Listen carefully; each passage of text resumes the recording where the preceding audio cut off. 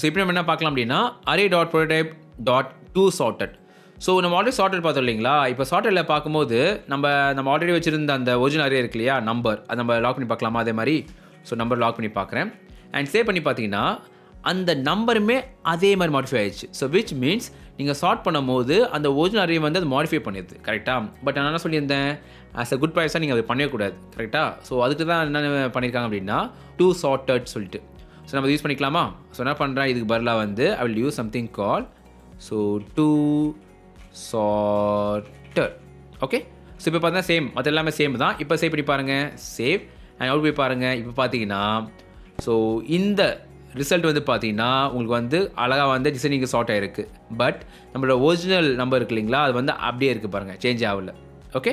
So இதுதான் வந்து ரெண்டுக்கும் உள்ள வித்தியாசம். நல்லா வச்சுக்கோங்க, எப்பப்பெல்லாம் 2 இருக்கோ அதை வந்து காப்பி பண்ணிவிட்டு அந்த வேல்யூ ஒரிஜினல் வேல்யூஸை டச் பண்ணாமல் இது வந்து ப்ராசஸ் பண்ணுது. ஓகே, அது பற்றி தெரிஞ்சுக்கோங்க, ஈஸியாக உங்களுக்கு புரியும்.